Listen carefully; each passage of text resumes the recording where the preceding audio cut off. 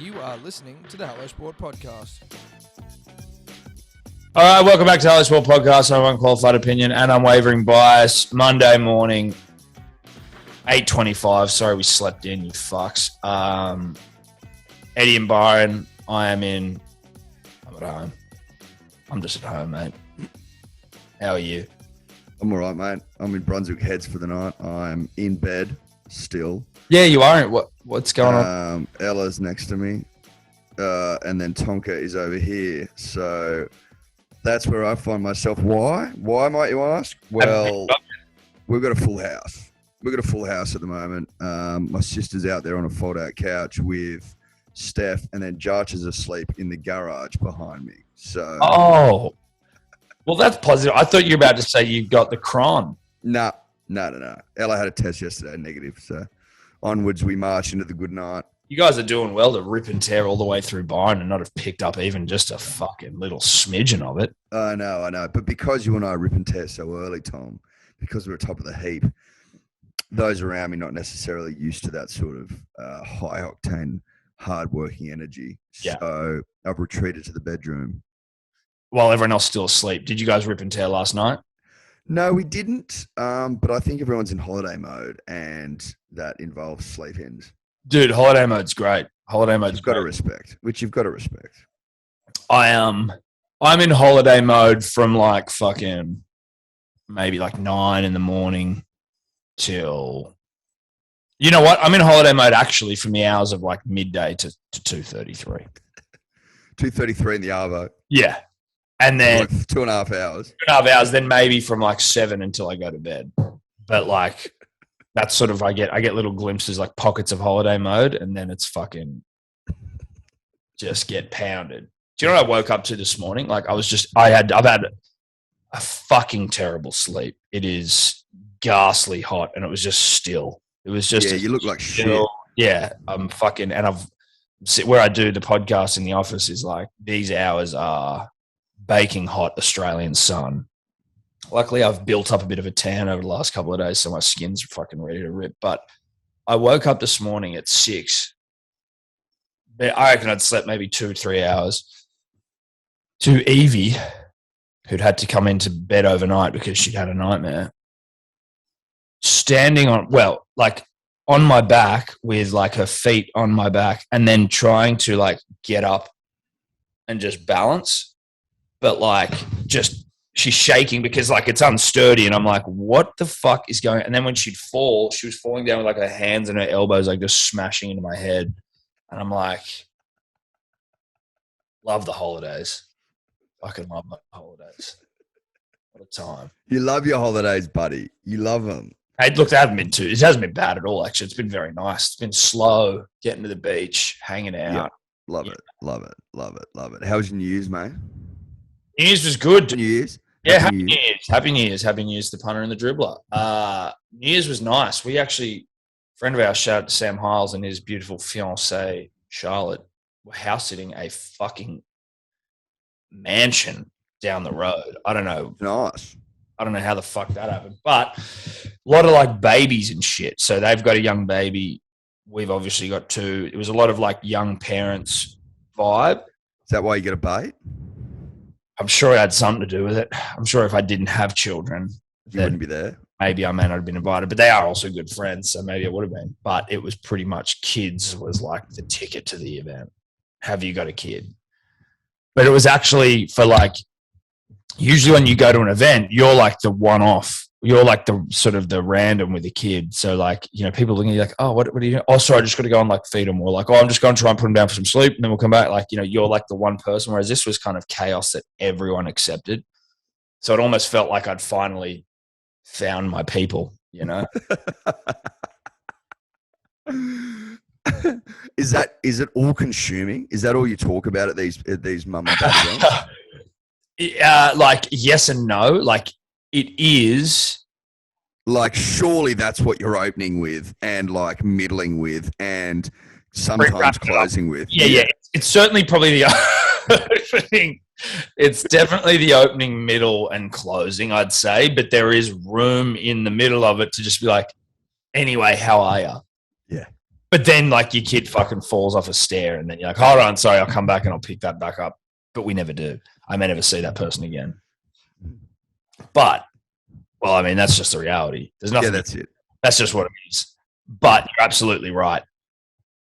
On the whole, anytime you were to walk into a conversation, there's a high chance that it would have been about your child. It wouldn't definitely have been, but there's a very high chance. But what I did do, Eddie, was I bought a little piece of us, of you and me, to the party, to the event, which I think is important. Anytime you go anywhere, I think it's incumbent on you or I or the punter and the dribbler to bring a little bit of the community with them.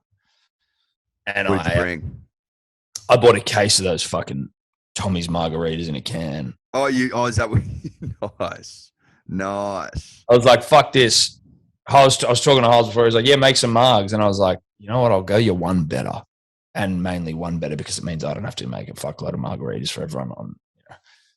I'm going to go and get some of those I think Tombra's Tommy's margs. I don't know. Do your own research. But rolled in with they're pink. Yeah, they're pink. To say that they fucking flew out the door would be one of the great understatements of all. Absolutely flew out the door, and they're strong as fuck. They're delightful. They are. Did you pour them on ice, like suggested? 100%. I was like, if you have this out of the can, I'm gonna have to maybe throw you off the balcony. Well, we've done it, and it was tough. Really tough. You didn't have to. Yes, exactly. You did it on a live show. Yeah, I think I'd also, and we didn't do it this night because it was a little admin heavy, and it was just like, you know what? There's something quite admin minimal about the can, but that's obviously that didn't sound good. Don't pull that face at me. I saw it.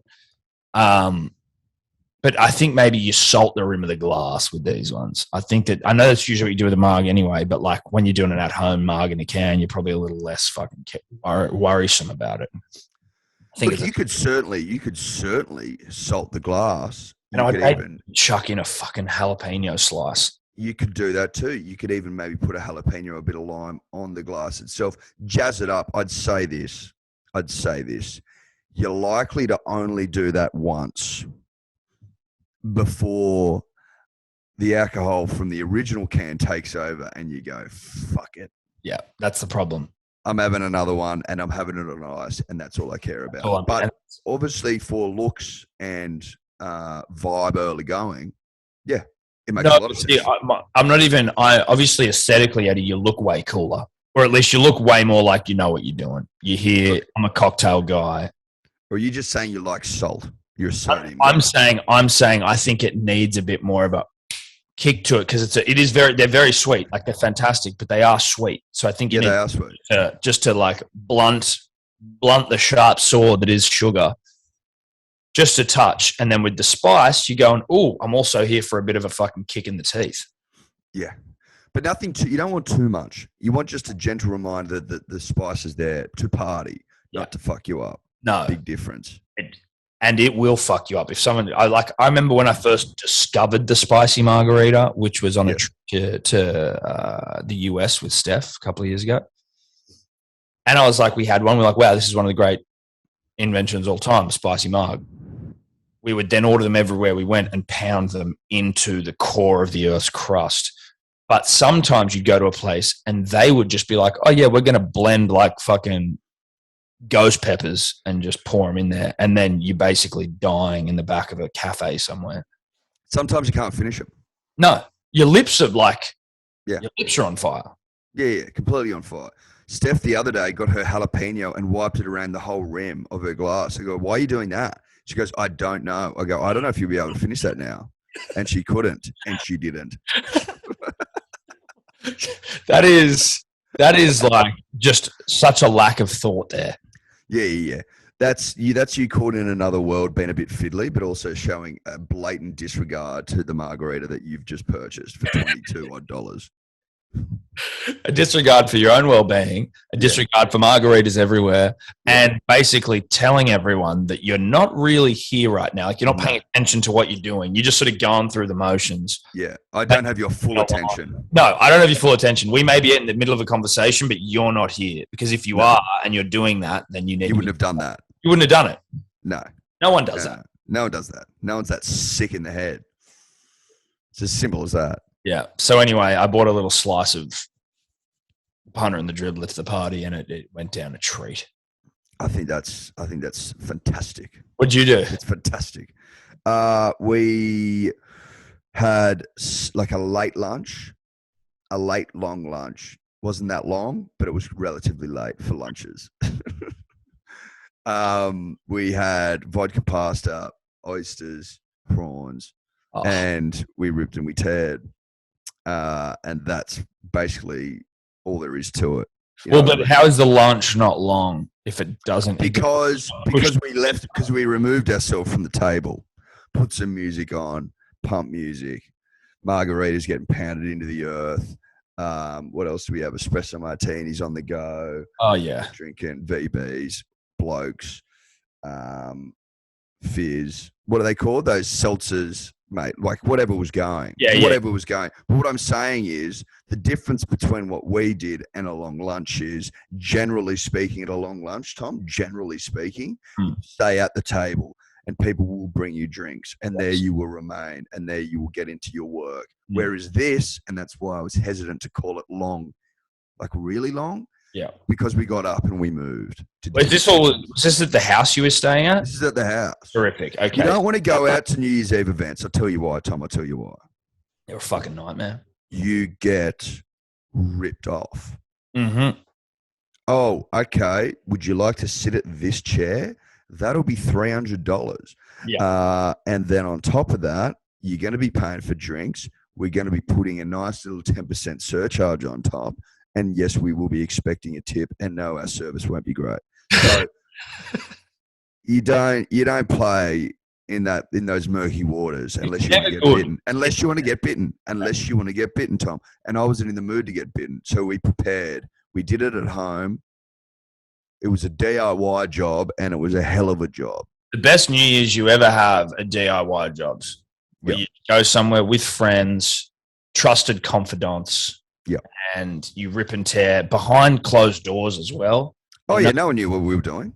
You don't want to be out in the public ripping and tearing. Like, as in, it's nice to rip and tear in public, but not on a big fucking New Year's when that's all everyone's doing.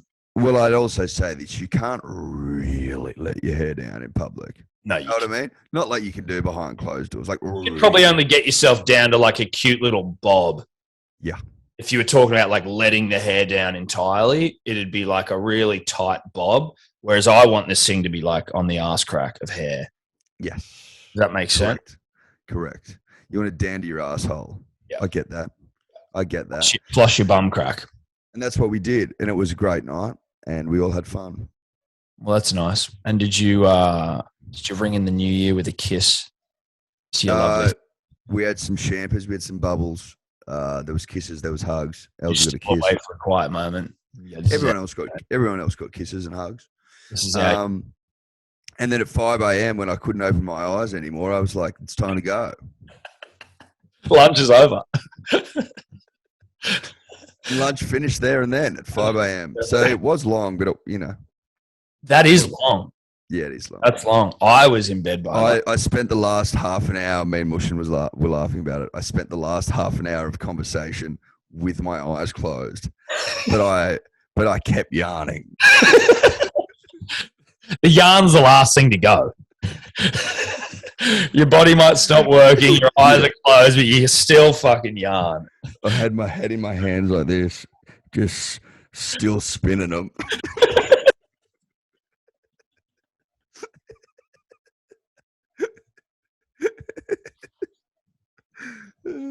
Oh, I'm not fucking leaving. I'm still going. I've still got the fire in me to yarn, even if my body doesn't. That's great. It's like I'd gone limp. It's very funny. Yeah, you're like, and this is no disrespect to the great man, but you're almost like Stephen Hawking in a chair, but you can still yarn. That's exactly what it was. And my head was on an angle. Yeah, you're sort of just slumped. You're like, oh yeah, but like, how about fucking, Cherry Evans? Oh God. Yeah, so that's what I got up to. That's nice. Yeah, it was good. It was good fun. I got a remedial massage the other day. Did you? What's remedial mean as opposed to general? It means that that's what they were offering, and that's what I pointed at because it was a 1 hour long full body oil massage. What is remedial? I'm gonna say, and this is without having an idea, but I think that maybe I've got like the tiny little tentacles of what it may mean that are just sort of trying to poke me in the fucking brain, like recovery, like to repair, remedial. I don't know that that makes sense. Should we just Google it and maybe save us the fucking waffle? Also, I mean, do we care that much? I don't, but I'm interested to know what remedial means now. Because, well, you know why we care? You asked. Yeah, but I thought you'd know. Giving or intended as a remedy or a cure. There you go. So it's like to help bounce you back. I haven't had a massage in fucking 100 years, but Mum for my birthday last year got me 3 like vouchers to this Thai massage place. So I haven't been able to go because of the old vid. Now I think everyone's a little bit who gives a fuck. Went down there. It's a place Steph goes all the time. This guy, a Thai gentleman, and his name is Boss. His name's Boss.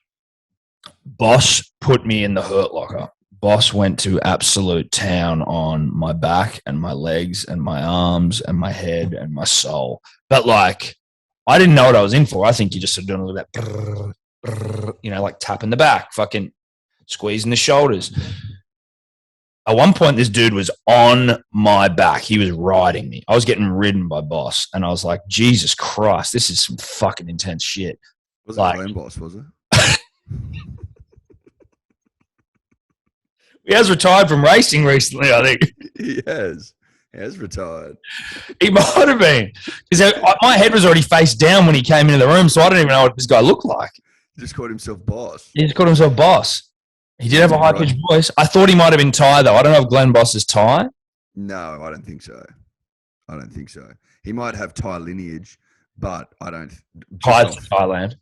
Yeah, just off the face of it.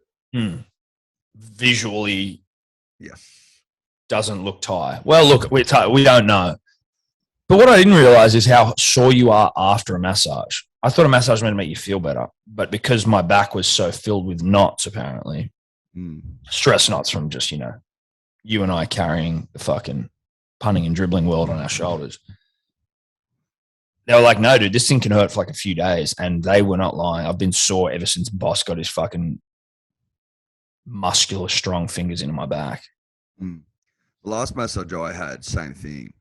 I was told that I was full to the brim of knots, and that they would take several sessions to work out, if not several months.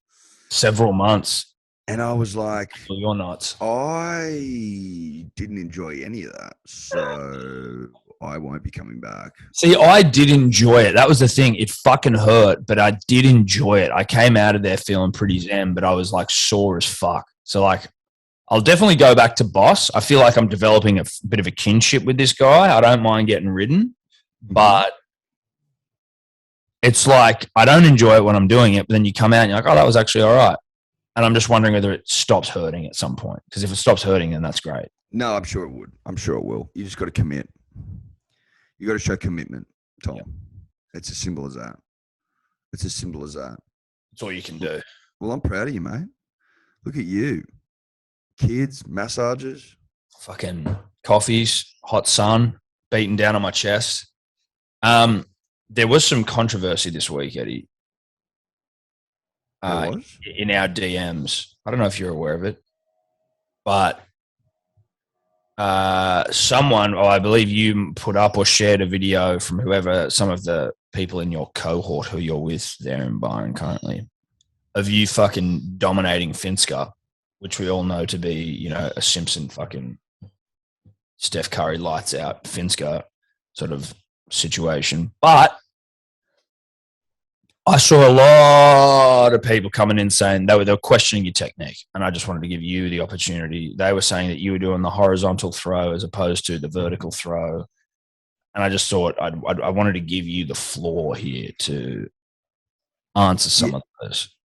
Yeah, okay. Well, I assume when people say the vertical, they're going upright. Yep. Vertical. What has more surface area? I agree with you. I think that the reason if you can nail the horizontal like I can, because I'm great, then why wouldn't I want increased surface area? Why? Why wouldn't I? Obviously, if it's really tight, then you need to start playing with angles to avoid another one. But if I'm just needing to nail something like the 11, like I did, like the only thing that was on offer for me at the time, that's the highest other than 12 on offer to me at the time. And I nailed it flush on the full using the horizontal technique from about, 12 meters. But that's 20. That's by the by. It's by the by. Like, why wouldn't I use my surface area? It doesn't make sense not to. And it's within the rules, I assume. A Finn's going to be able to. You can throw it however the fuck you want. Okay. Someone was saying it was like using bumper bars in bowling. And I was like, well, I don't know the rules of Finska here, so I'm going to have to consult Eddie before I have any opinion on it. But it sounds like these guys are just salty bitches that we've got a fucking Steph Curry in our midst. Also, like, people will play. I'm sure people will play different ways. You know what I mean? Have different styles, have different techniques, have different in-house rules. It's not written on the fucking rule book. Right. Okay. Right now. You have to throw a vertical. No, it's not written. I've seen people go over them, mate. Bowl it. I've seen people peg it. Yeah, okay. You know what I mean? Yeah. But I think, Tom, what you're saying is a classic case of jealousy. Tall poppy. Tall poppy, mate. Just a classic old case. And you're going to see that from time to time. You're going to see that on the big ones, on the big jobs. And that's fine. Yeah, look, some salty dribblers getting in saying, there were obviously people giving you your dues as well, which was good to see. The Finska King's back. But, I just thought, I don't like it when people coming after you and I'm like, well, this man needs his opportunity to fucking come and speak up. Mate, I would say that 90% of people I play with play horizontal. Put it that way. There you go. You can't argue with that, can you? Can't argue with that, brother. Can't argue with that. And not argue with that. Now. So fuck them. Fuck them. So fuck them all. Yeah, fuck them all. You're the best. I'm the best. I'm the greatest. So fuck you. Fuck the lot of you. Fuck the lot of you. I hope that helps. I mean, probably did to some degree. I don't know if it helped a lot.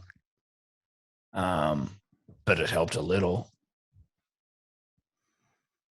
Tom? Yep. Am I right in saying that Ben Simmons is engaged? Is he? I saw it this morning in an article saying that he's engaged to a UK TV star. While the Australian and NBA basketball communities have been asking one question, will Ben Simmons come back to the court? Great question. The 25-year-old superstar has been asking a different one. According to The Sun, trustworthy, Simmons is now engaged to UK TV presenter Maya Jama. Can you spell that for me? M-A-Y-A J-A-M-A. After popping the question over Christmas with the pair yet to announce it publicly. Like, what is this bloke up to? I don't know. She is a pretty young thing, though. I will say attractive. That. She's attractive. She is a very attractive young thing. They were pictured together at Wimbledon. I think. That's that one.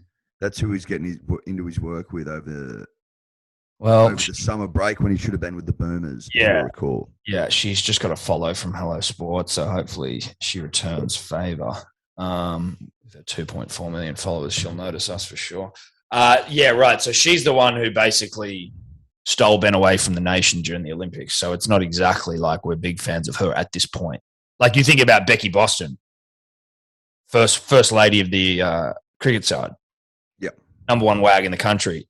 Becky we trust. Becky we trust. Fucking the pommiest accent in the world, which I hear, Eddie, she's already going to dialect coaches to get rid of it because now the sound of an English accent makes her feel sick. That's what she does. Yeah, it's like morning sickness, but accent sickness. Accent sickness. So she throws up every time she talks, which is fucking. That's not a good thing.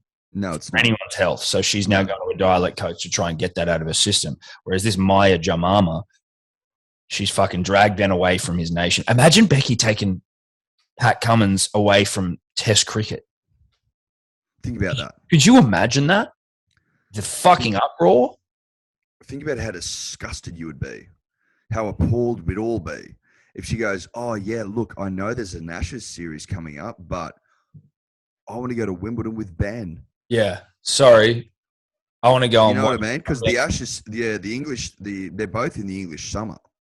Yep. Play over there. So it'd be like us going to their next series in England and she going, "No, I want to go to the tennis." Yeah, sorry. I want to go see Roger Federer play one last time. And it's him saying yes as well, which is even worse. It'd be like, I'm going to have to miss a test to go see Roger play. Yeah, I mean, look, we've all got those mates who are completely under the thumb of their misso, right? Where it's like they can't even, whip beyond within an inch of their life. Yeah. I mean, I don't know whether Ben's whipped or whether he just hates his nation. I don't know which one's more upsetting. Because, I mean, turning your back on the nation for Wimbledon and a couple of kisses in the crowd, some scones and jam, whatever the fuck they eat there. Strawberries and cream, Tom? Strawberries and cream. As in literal strawberries and literal cream, or those strawberries and cream lollies? I think literal strawberries and literal cream, but I could be wrong, obviously. Well, what's more highbrow? I'd say the lollies. The lollies are more highbrow, yeah. But is Ben highbrow enough? That's a good question. You know what I mean? Because he's played some shockers. Yeah. He's played some shockers. Put it this way. If Ben had played, we've been over this, if Ben had got a bronze medal with the Boomers, he would be playing the best basketball of his career. He'd be adored globally. Yep. He'd be embraced once more by the 76ers fans. And I don't think we'd be talking, Tom, about how he got engaged potentially 3 days ago to Mama Jama.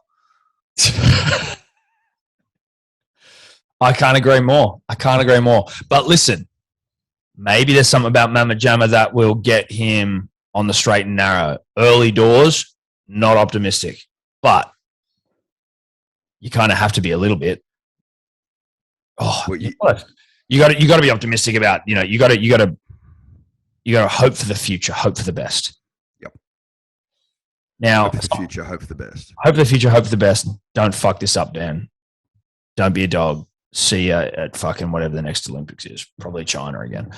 I did forget to say this because I am wearing a hat. It's called a Hello Sports Summer Tan, which some of you are, most of you, the world, very aware of. Getting summer tans in a summer tan. That's not the point of the story. On New Year's Eve, I get antsy about like haircuts. Like I don't think about it, and then just one day I'm like, I need a fucking haircut, and I'll either go and get one, or I will just do it myself. I thought you always cut your own hair. Well, I have, but there have been times when you need it to be a little bit more like precise, and you can't be fucked. Or like when I shaved it last time, I just went there and this guy buzzed it off. You got good clippers on your side. But New Year's Eve, we were going to this event. We were going to a dinner, lunch, Arvo dinner, and I was like, I need a haircut. And I had a short window of time. Baby's asleep, Steph chilling. So I went out. My hairdresser on Bondi Road, on the left-hand side if you're driving to the water, I can't remember its name, sorry. On the corner. On the corner. The dude likes the Tigers. It's a good place. It was full to the brim. And I'm like, fuck this. I'm not waiting. I reckon, because all I was going to do was buzz it off again. I was like, I've got beard trimmers at home. I'll just do that. Fuck it. I'll give it a whirl. Bad decision. It run out. No, it didn't run out. I have a charger, thankfully. But what it did do was cut it way shorter than the size that I was hoping for. So I was hoping for a 4, and I had the measurement as a 4. But for whatever reason, Eddie, I don't know what that reason is. I have fucking a team of scientists looking over it, poring over the data as we speak. But 4 doesn't mean a 4 on a beard trimmer for some reason. Or the way you sort of push it down doesn't. No, no. I think, well, they're not meant for hair. They're meant for beards. No, weird. That's what I wanted. That's what I was trying to say and couldn't do it. They're not hair trimmers. No, they're beard trimmers. And a 4 is a different 4. Yeah. It's not a 4. It's not a hair's 4. It's not a hair's 4. It's a beard's 4. Yeah. So I've realized about maybe 2.5 minutes into this thing that I've fucked up. What's going on under there? Can you show me? Fucked up. Yeah, I'm going to show you. Okay. But I've realized that I've fucked up. And I'm like, okay, I don't know what to do here now, because what was a 4 in my mind may not even be a 2. It might be a 1. One's short. One's short as shit. And I'm like, I didn't want a 1 all over. So then I've had to go and I'm like trying to fix it up on the other side. What I fucked up there was, because it's a beard trimmer, I'm pulling the fucking measurement thing off and then jamming it back on and then forgetting to recalibrate the size and then jamming it on this side. And then I'm like, fuck, I forgot. So now this one's even shorter than the other side. And I'm and I was like, okay, I've got to stop at some point. And it was horrible, but I've been wearing hats. So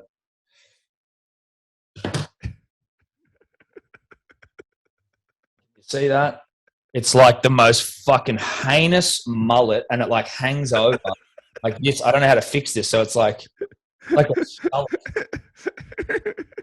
It's like, it just stops there, so I could shaved, and then I'm like, fuck it, I'll just stop it there, and then you didn't even go behind your ear, huh?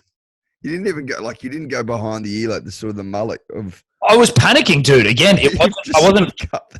I wasn't trying to have a mullet, so I was like, well, I don't know what the fuck to do here, and I'm going out to dinner, and I look like a fucking idiot. So did you wear a hat? I did, but then they could see that the sideburns were not there. Like, what's that? I was like, well, I had a rough afternoon. Did you tell them what happened? Yeah, I told them what happened. You got to be honest. Mate, it doesn't look too bad. Look, I think right now what I'm liking is that the camera not looking too bad, like as in on camera. But if you were to see it up close, there's like patches where it's bald almost, and like bits where the hair's longer. And I think I'm just gonna. How are they gonna fix that up? Do you reckon? That's what I've been thinking about. I'm like, is it gonna be worse if I get them to try fix it up, or do I just go like? I'm not a big fade guy, and I think I've probably already fucked it to the point where you can't really fade it. But I'm like, do I have to fade my way out of this? I think you can fade your way out of that. Or do I just shave it all off? You could shave it all off. I reckon I could go like. But I think you go in there. I think you go in there and you go, "G'day, mate. I played a bit of a shocker, a bit of a Barry Crocker, and I need help. Clearly, yeah. Let's put all the options on the table. All the options: fades, straight shaves, maybe like mohawk, exasperated mohawks, shit like that. Like, what can I play? Justin Martin, what can I do? Yeah, what can I do? You give me the looks, and we'll pick them together. Because then you're going a little bit old school, Tom. You know when you used to go into a hairdresser and there'd be like a booklet, and you could pick the do. Yeah, and they have the pictures of the guys on the wall, and you're like, oh, I want that guy's hair. And you're like, well, okay, that's a fucking 28-year-old French model with like the greatest hair of all time, but sure, we'll be able to do that to you. Yeah, little ranger. But I think that if you go old school in that approach, the world's your oyster, Tom. And you might come out of that hairdresser with something really sleek. I'm going to the cricket on Wednesday, fucking pending rain. Thank you for your members ticket. And I'm just like, this is going to look so seedy if I don't get something done to it. It's all right, mate. You'll be fine. Again, Evie. Oh no, what did Daddy do? Is that what she said? Oh my God. Bless her little What did Daddy do? I'm like, oh fuck. Not you too, Evie. Jesus Christ, I need some support here. Travis Head has COVID out of the fourth test. He's out. He's out. I don't know what the hell's going on here with this. Like, what I have liked about these last few days is I've fucking been checked out of the news. I haven't been paying attention to anything. No, I've read nothing. Nothing. I knew he was out, and I assume based on the fact that Usman Khawaja is sharing videos of David Warner's kid that he's in. That's as good a sign as I need. What else am I going to go off? Kid, he's in. Now, is he in? I don't know. They were saying, maybe this was just some grade cricketer, but I think it was Pez saying like, this could also be the greatest time ever to just like shoehorn Mitchell Marsh back in while he's in rip-roaring form, because he is. Yeah. How's it doing? Sorry, 2 seconds. No, that's all right. How are you? How are you, Fruits? She's good. She going to get on camera? No, she's not. You get camera, Elsa? Sorry, go again. They were talking about Mitch Marsh. Pez was saying it could also be like Mitch Marsh is actually in fucking scintillating form, not just like a Marsh at the start of a season form, Sean Marsh vibes, and just about whether it would be an opportunity just to like shoehorn him back in, because he was part of the Ashes. He was in the Ashes side. Like he played the last test of the Ashes in England. Yeah, he did. No, I know. And so like it wasn't. They're just sort of saying he's in such good form. Like you could almost just go like in the Big Bash. I think he's ripping and tearing. Obviously different format, but you know what I'm saying. He also played in the World Cup. But just going like you could also just bring him in for 1 or 2 tests and just be like, sorry, fuck it, like 100. So it's time for a Marsh. Is that what I'm hearing, Tom? Is it Marsh time? I'm not saying it is Marsh time. What I am saying is that I look to Pez and Higgos of the grade cricketer for things that I haven't thought about in the cricketing world. Yeah. People that know more than us. And I thought that could actually be an interesting, because it's a bit of fuck it footy right now. Obviously, we want to pump them 5-0, but they're such losers. We're probably just going to do that regardless of who we pick. So, mate, we lost the best bowler in the world, Pat Cummins. The country boy wasn't playing. We ship in a Jahai, we ship in a Nessa, and we feed them into the ground. Then we play a bloke that no one's heard of, an MCG specialist in Scotty Boland, who goes out there and takes 6 for 5 or 4 overs. Like, they're all at sea. It doesn't matter who we pick, they're going to get pounded. The thing about Mitch Marsh is, Tom, do we need 2 all-rounders in the side? No, but I think you'd have him more as a batter. Just a straight-out batter who can bowl if you need him to. Yeah, but we don't need him because we got Baggy Green. Imagine if you played 2 all-rounders.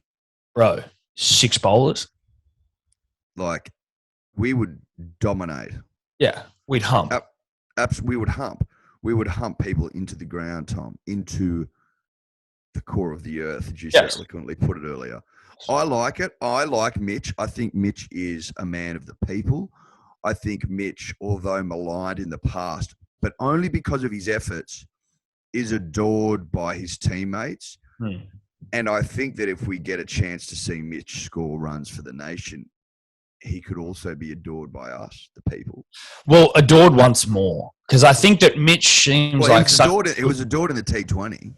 I don't think he's been adored in the Test arena. No, and he seems like such a good bloke that it's like he really should be adored by the nation. He just needs to give us adorable cricket, and then he will be adored by the nation. Yes, agreed. Absolutely agreed. And to that I say, yeah, I'm into it. Like, who do we prefer, Tom, you and I? Do we prefer Mitch Marsh or do we prefer Usman? I don't know.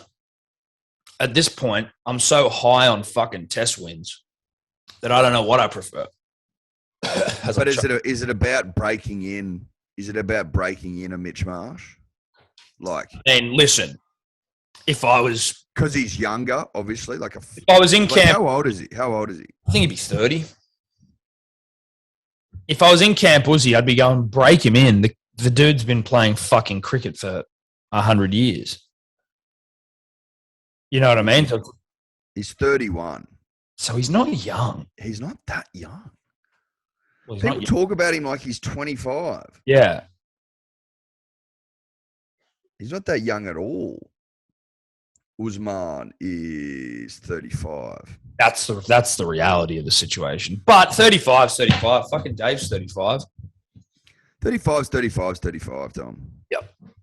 You know what I mean? I don't know what that means. No, I don't either. I saw Ollie Robinson in a park the other day.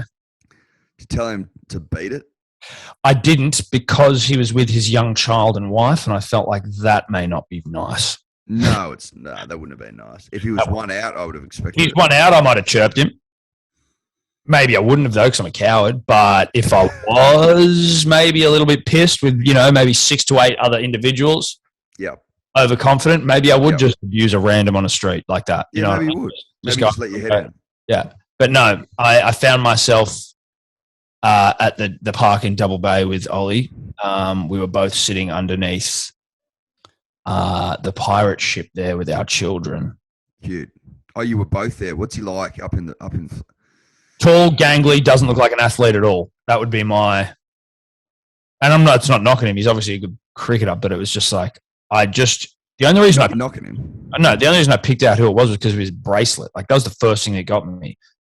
I don't know why, just because I noticed him playing in it. And it's like, you see some cricketers, they're just obsessed with the bracelet while they bowl, which I find distracting to look at. When they're bowling, and it's like fucking jangling around everywhere. What sort of bracelet was he wearing? Just a gold chain. Was it? And what did it scream? It screamed English dude. English dude, like an English lad. Like, yeah, this looks good. Doesn't? Yeah. I don't know what I'm doing. Yeah, this looks fucking hot as shit. Let's see. Yeah, look, it screamed. It screamed. I don't know how to win Test cricket in Australia. That's what it screamed. But he seemed like a nice dude. There with a family man. They're all in Double Bay. We were getting sent videos of Smud ripping and tearing outside the Oak, and by ripping and tearing, it was him sitting there having a few with some mates. But this video that we got sent in was literally Smudge sitting there. Like this must be all this motherfucker does. But he's just like someone's filming him across the road, and it's just Smudge there sitting there talking and fucking shadow batting.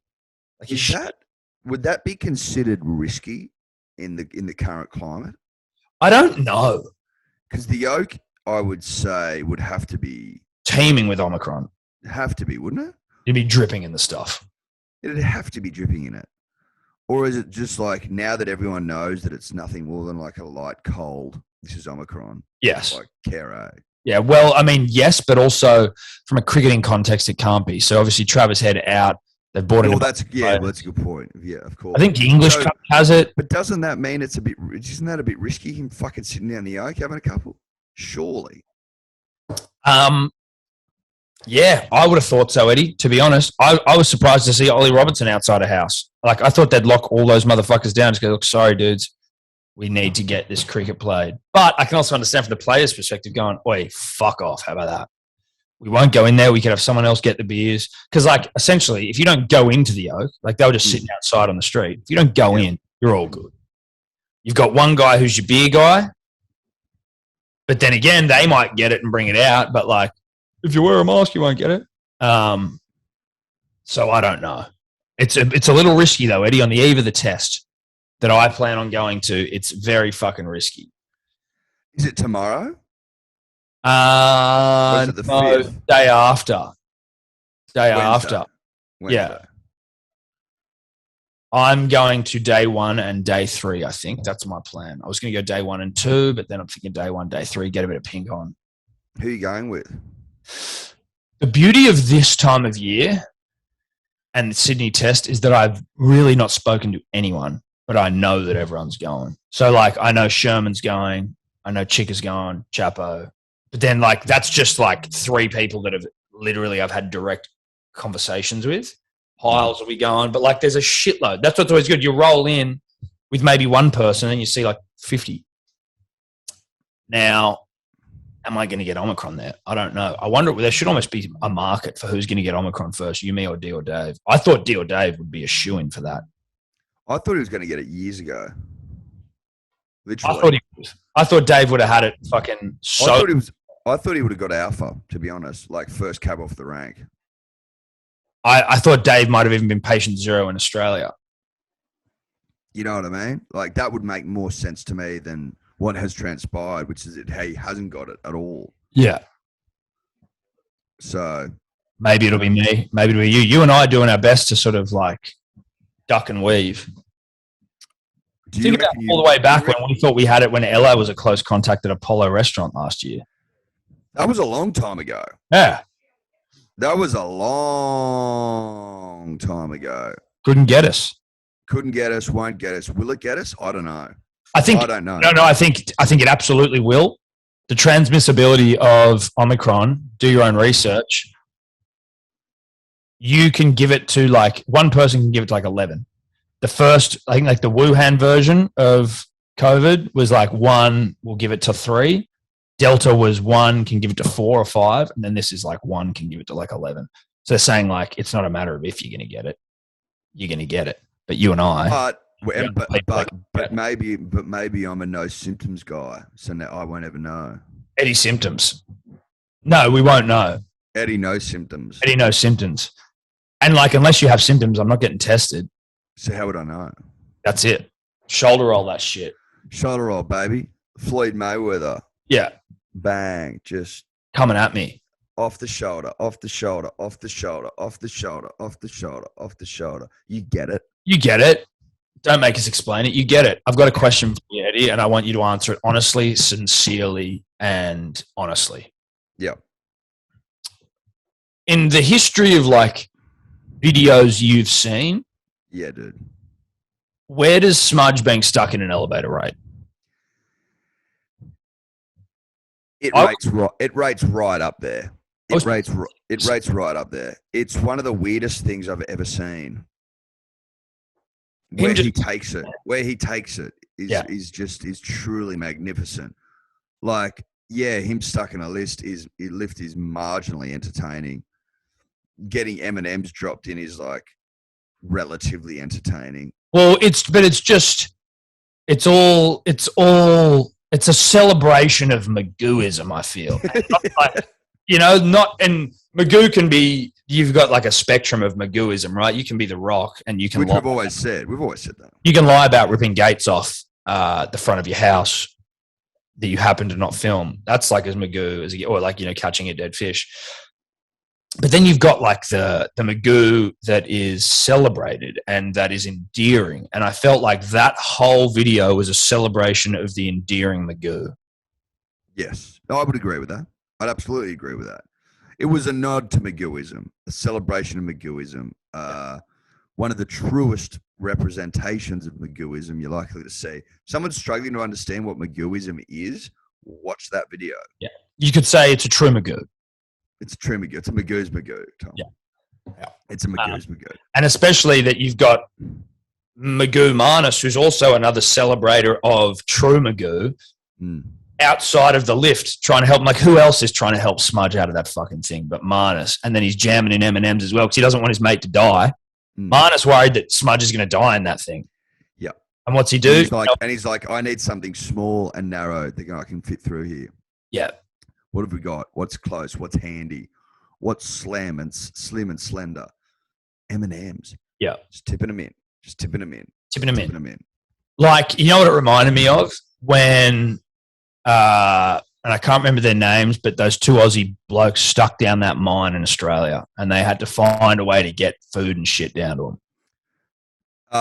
Was that the... Todd someone and someone?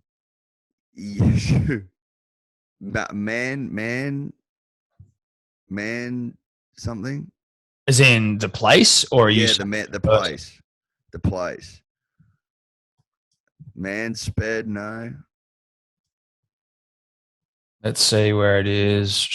2006, triggered an underground Beaconsfield mine. Beaconsfield. And I've got it. Who was it? What a story that was. What a great story. How long were they down there for? Beaconsfield mine collapsed on 25th of April 2006. Beaconsfield, Tasmania. Of the 17 people who were in the mine at the time, 14 escaped immediately following the collapse. One miner, Larry Knight, was killed, unfortunately. The 2 remaining were, what did I say? Who are the names of the people? Did I say Todd? Yeah, I did say Todd. Brant Webb. Brant. Is Brant a name? Or is it Grant? Brant. No, Brant's a name. Is Brant a name? Yeah. I've seen Brant used. BRANDT. No, this is BRANT. Brant. I've never usually see a T there. Yeah, there's a T, not a D. Not brand. Brant. Sometimes you see a DT. Brand. That's fucking bizarre. I thought like lint. Like lint. Yes. Yeah. Yes. Brant Webb and Todd Russell. That was them. Alive on the 6th day. 6 days down there. So not exactly as hectic for Smudge, but still 50 minutes. We didn't know how long he was going to be there for. That's, it's our generation's Beaconsfield mine. Yeah, I'd agree with that. I'd go along with that. It's a modern day Beaconsfield. The modern day, sure. Even though you could argue that Beaconsfield technically modern day, as it was only 14 years ago, but it's more modern. What's more modern? What happened recently? Yeah. What happened more recently? Recency bias. This is as serious as the Beaconsfield mine disaster of 2006, April 2006. But to see Marnus there when he knows he's got a mate down the metaphorical mine. Yeah. A Magoo mate down the metaphorical mine. He's got to help any way he can. And I wouldn't be half surprised if he was using a fucking Kookaburra bubble bat to pry that fucking. Well, a bubble would get the job done, Tom. A bubble would get the job done. A bubble would get the job done. Know that. Pry it open, get him down some essential items to try and keep Smudge alive. That was an effort for the nation as much as anything else. Look who's come to join us. Oh, the big boy. That's the big bear. The holiday bear. Tonka, how are you, mate? It's a big holiday bear. Do you want to say hello to everyone, buddy? Yeah, give him some mic time. Tonk? What's that? Yeah, what do you reckon, Tonka? You reckon? Yeah. Did Marnus save Smudge? Oh, this has just come out. I can still hear you, but something has come out. Oh, shouldn't have done that. That was silly. That was silly. Have I got your Old mate. Yeah, I've still got you. Okay. Well, that was Tonka, everyone. That was Tonka. He was just coming in. Has he killed any wildlife? Or not killed? I know he's not a murderer, but has he seen any wildlife that's taken his fancy? Yeah, there's a couple of bush turkeys running around outside that he's really enjoyed the look of. Dude, bush turkeys would have his name on them right now. He's never caught one. I thought that he was going to go close yesterday, but one got airborne just before he got to it. So its life was saved. I also don't know what he would do if he caught one. I don't know if he'd proceed to rip it limb from limb or if he'd look to shake it sort of like just to death. We'll just like play with it. Like play like a cat playing with its food? Mate, I don't know. I really don't know.